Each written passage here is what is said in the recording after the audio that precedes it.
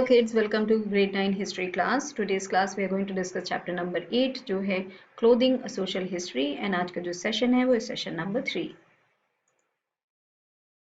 So we are going to discuss about clothing and notions of beauty in this session. The end of sumptuary laws did not mean that everyone in European societies could now dress in the same way. The French Revolution has raised the question of equality and ended aristocratic privileges as well as the laws that maintained those privileges. तो जो and हुआ centuries laws का उसका मतलब ये नहीं था कि जो सारे लोग थे यूरोपियन सोसाइटीज में वो अब they can now dress in the same way में वो ड्रेस कर सकते थे, ऐसा नहीं था. फ्रेंच रिवोल्यूशन जो है उसने रेज किया जो क्वेश्चन था इक्वालिटी का एंड किया उसने जो एरिस्टोक्रेटिक प्रिविलेजेस होती हैं. तो वो हम लोगों ने जो फ्रेंच रिवोल्यूशन का चैप्टर था उसमें पढ़ा है कि वो जो प्रिविलेजेस थी सारी कैसे एंड हुई and as well as the law जो मेंटेन करता था उन प्रिविलेजेस को. तो वो सब एंड हुआ एंड थिंग्स स्टार्टेड चेंजिंग. बहुत सारी चीज़ों में बहुत सारे चेंजेस जो हैं वो आए. However, differences between social strata remained. Clearly, the poor could not dress like the rich nor eat the same food, but laws no longer barred people's right to dress in the way that wish. however, अगर हम लोग देखें कि जो चीज़ें थी वो बहुत चेंज हुई, बट जो सोशल स्ट्राटा था लोगों के बीच जो डिफरेंसेस थे, जैसे कि हम लोग अपनी इंडियन सोसाइटी में देखते हैं कि जो पुअर हैं वो बहुत पुअर रहते हैं एंड जो रिच लोग हैं वो बहुत रिच हैं. तो इसलिए जो डिफरेंस है उन दोनों के बीच में वो अभी भी है. वो चीज़ें वहाँ पे तब भी थी. सोशल स्ट्राटा जो है उसका डिफरेंस क्लियरली जो पुअर लोग हैं वो वैसे ड्रेस नहीं कर पाते थे जैसे कि रिच लोग ड्रेस करते थे. So they clearly could not dress like the rich people nor they can they were able to eat the same food. जो हम लोग अभी अगर हम लोग देखें अगर इस टाइम से हम लोग उसको समझने की कोशिश करें कि जो पुअर लोग हैं उनका जो खाना होता है the way they eat the things that they eat are different because वो उतना अफोर्ड नहीं कर सकते. They can not go to कोई भी महंगे रेस्टोरेंट में जाके वो वहाँ पे खाना नहीं खा सकते हैं. And also they cannot just afford to have a lot of things when it comes to food also. तो वो जो चीज़ें हैं वो हमेशा रहेंगी. बट जो लॉज थे उस टाइम उन लोगों ने बिकॉज द लॉज चेंज तो दे जो लॉज थे दे नो लॉन्गर बार्ड. उन्होंने किया लोगों के राइट को कि वो they have to dress in the way they wish. तो जो ये चीज़ें हैं वो चेंज हुई. जो लॉ है वो चेंज हुआ.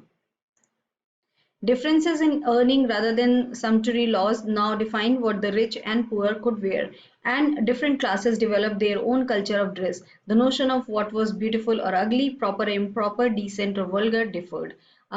जो differences थे earning में वो अब डिफाइन करते थे कि रिच एंड पुअर लोग जो हैं वो क्या पहनेंगे rather than जो sumptuary laws थे वो डिफाइन करते थे पहले कि रिच लोग क्या पहनेंगे पुअर लोग क्या पहनेंगे. Different different strata of society उसके लिए उन्होंने डिफरेंट लॉज बना रखे थे.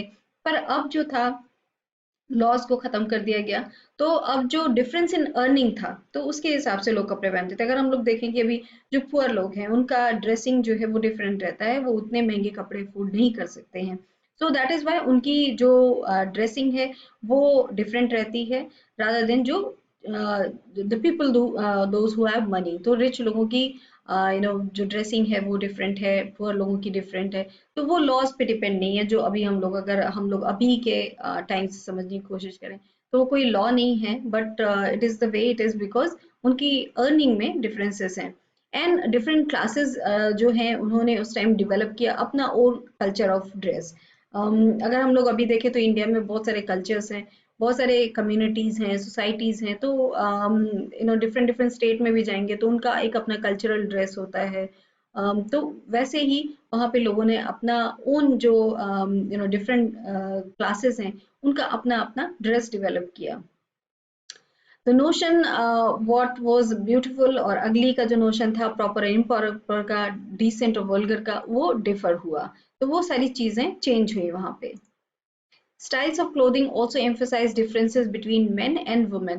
Women in Victorian England were groomed from childhood to be docile and dutiful, submissive and obedient. तो style of clothing जो है वो उसने और emphasize किया जो difference थे between men and women. तो बिल्कुल उनको फिर different different जो clothing थी उसको स्टाइल ऑफ क्लोथिंग जो है एम्फसाइज करा कि उनका डिफरेंट हो, मेन का वुमेन का डिफरेंट हो। हम लोग अगर अभी देखें तो मेन के क्लोथ्स अलग होते हैं, वुमेन के क्लोथ्स अलग होते हैं, बिल्कुल उनमें कोई ज्यादा आप अलग से ही उनके डिफरेंस को जान लेंगे। So that is what happened at that time कि एम्फसाइज किया गया कि जो मेन के क्लोथ्स हैं या वुमेन के क्लोथ्स हैं। वुमेन जो है विक्टोरियन इंग्लैंड में उनको ग्रूम किया जाता था फ्रॉम चाइल्डहुड, और उनको ग्रूम किया जाता था कि वो डोसाइल रहें, कि लोगों की बात माने, ड्यूटीफुल रहें, सबमिसिव रहें, कि बहुत ज़्यादा वो चीज़ों को रिबेल ना करें और ओबीडिएंट रहें। तो ये सारी चीज़ें जो हैं विक्टोरियन इंग्लैंड में वुमेन को इस तरीके से उनको ग्रूम किया जाता था बचपन से कि वो ये सारी जो क्वालिटीज़ हैं, to be docile, to be dutiful, submissive हो एंड ओबीडिएंट हो, तो इसके लिए उनको बचपन से ही ग्रूम किया जाता था। The ideal woman was one who could bear pain and suffering. While men were expected to be serious, strong, independent, and aggressive, women were seen as frivolous, delicate, passive, and docile. तो जो ideal women उस time पे उन लोगों को लगता था, वो होती थी जो पेन एंड सफरिंग जो है उसको बेयर कर ले। तो उनको जो भी दुख मिले, what ever happens in their life, तो वो उनको आराम से बेयर कर सके। तो वो होती थी उस टाइम के लिए आइडियल वुमेन। वाइल जो मेन थे उनको एक्सपेक्ट किया जाता था कि वो सीरियस हों, स्ट्रांग हों, वो इंडिपेंडेंट हों, ऑल्सो एग्रेसिव हों। वाइल वुमेन को देखा जाता था कि वो फ्रिवलेस हों, बहुत डेलिकेट हों, पैसिव हों, दे आर नॉट एग्रेसिव, तो वो लड़ाई झगड़े करने वाली नहीं हो, एंड बहुत डोसाइल हों कि घर में रहें, आराम से घर का काम करें, किसी चीज के लिए आवाज नहीं उठाएं।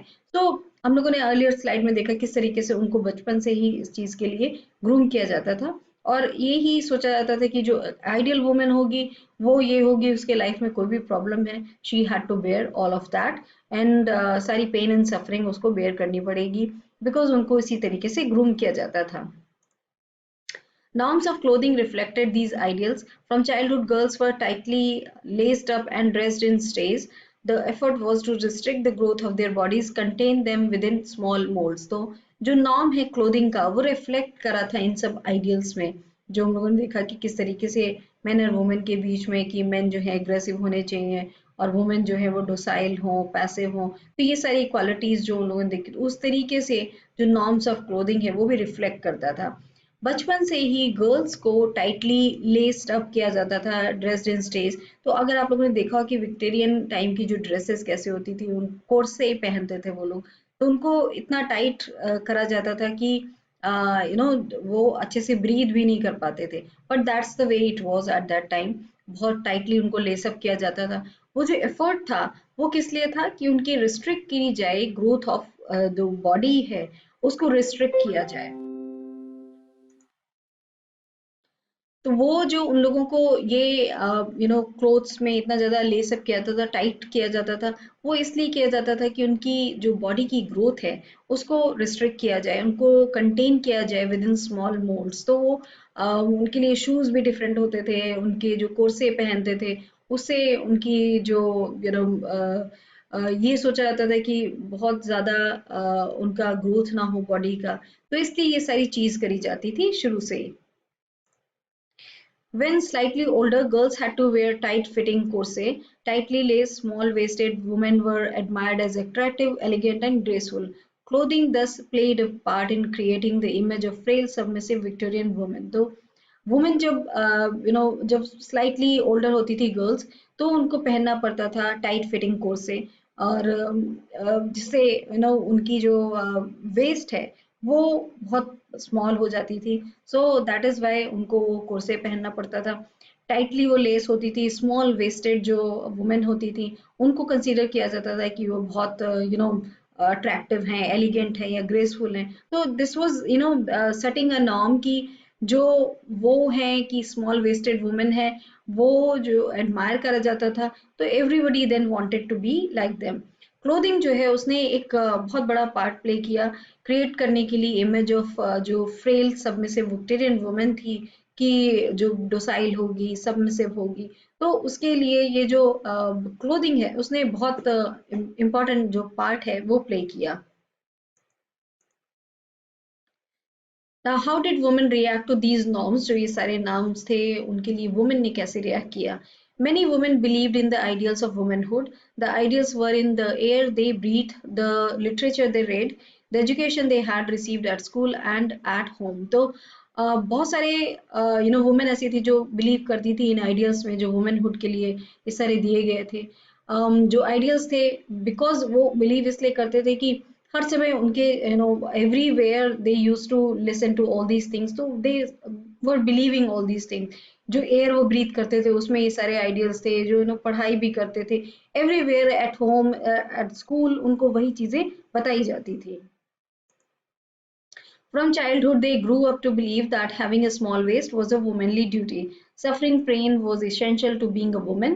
To be seen as attractive, to be womanly, they had to wear the corset. The torture and pain this inflicted on the body was to be accepted as normal. तो चाइल्डहुड से ही उनको जिस तरीके से वो ग्रो अप होते थे वो बिलीव करते थे कि having a small waist was womanly duty थी कि एक if you are a woman अगर आपके पास स्मॉल वेस्ट है यू आर कंसिडर्ड ब्यूटीफुल, तो उनको लगता था ये एक ड्यूटी है जो उनको करनी चाहिए। Suffering pain was essential to being a woman कि अगर आप वुमन है तो आपको पेन एंड सफरिंग लेनी पड़ेगी। एंड अट्रैक्टिव होने के लिए वुमेनली होने के लिए उनको कोर्से जो है वो पहनना पड़ता था। जो टॉर्चर एंड पेन उनकी बॉडी पे इसका होता था कोर्से पहनने से, टाइट क्लोथ्स पहनने से, वो उनको एक्सेप्ट करना पड़ता था as normal. But not everyone accepted these values. Over the 19th century, ideas changed. By the 1830s, women in England began agitating for democratic rights. But सारे लोग जो थे उन्होंने इन values को accept नहीं किया, so they were against all these values. तो over the 19th century, ideas जो थे वो change हुए. And by the 1830s, women जो थी इंग्लैंड में उन्होंने agitation शुरू किया इन democratic rights के लिए।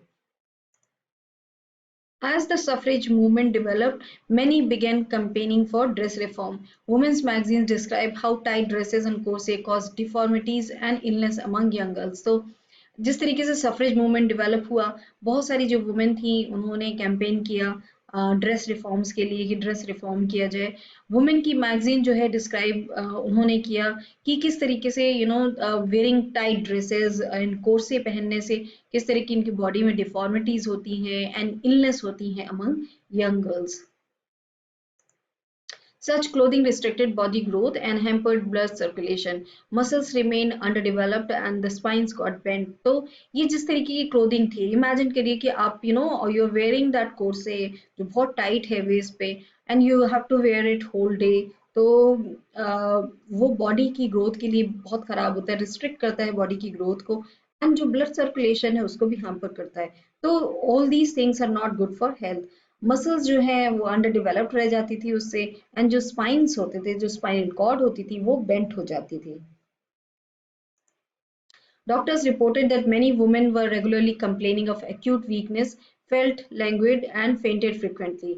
Corset then became necessary to hold up the weakened spine. तो डॉक्टर्स जो थे वो रिपोर्ट वो करते थे कि वुमेन जो थी रेगुलरली वो कैंपेन बताती थी, कंप्लेन करती थी कि एक्यूट वीकनेस है उनको, उनको डिजीनेस फील होती थी, फेंट होती थी वुमेन।